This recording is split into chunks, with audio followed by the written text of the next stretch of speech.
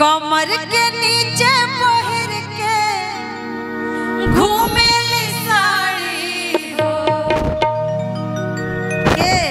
कमर के नीचे के साड़ी पहन के घूमता है आ सोनू के सब बहिनिया छाकल छिनारी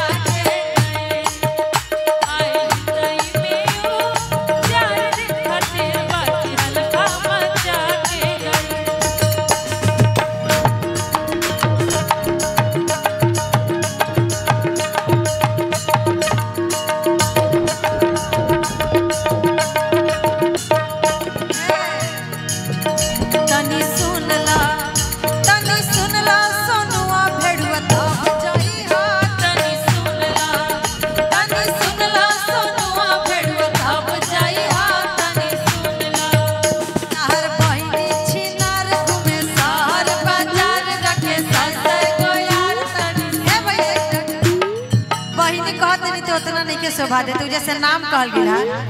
कि ताहर रेखा छिनार घूमे शहर बाजार रखे सै सै गो यार तनी सुनला ताहर रेनू के लाड़ घूमे शहर बाजार रखे सै सै गो यार तनी सुनला सोनुआ भेड़ तब जइहा तनी सुनला सोनुआ भेड़ तब जइहा तनी सुनला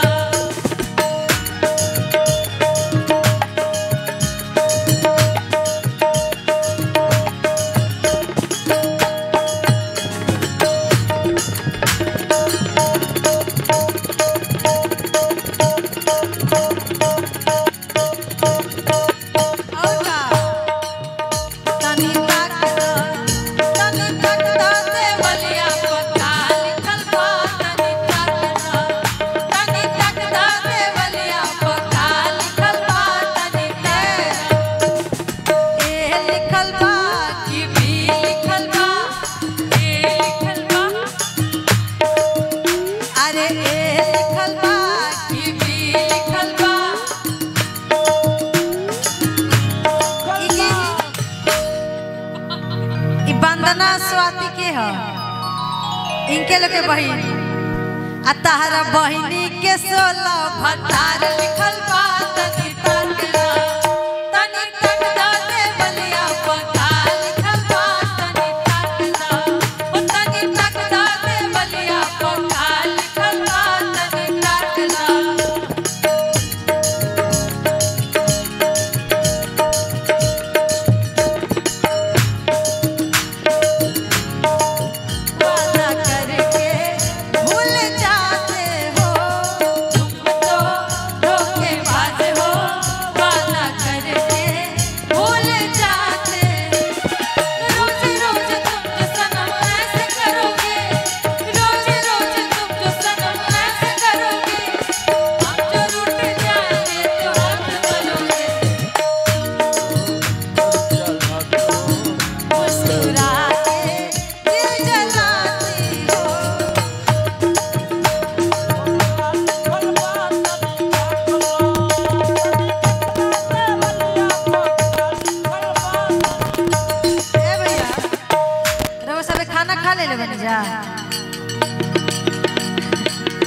खाला खाला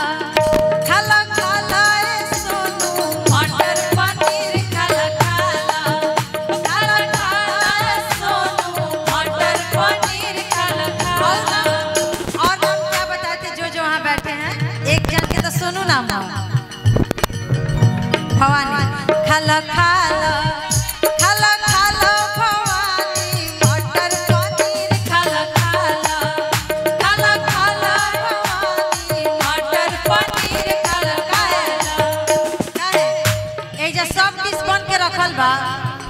कहीं लिट्टी रखल बा कहीं चोखा रखल बा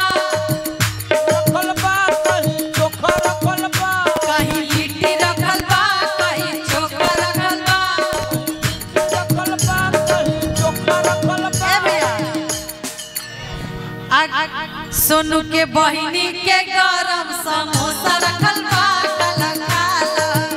काला काला ए ताऊ मटर पनीर काला काला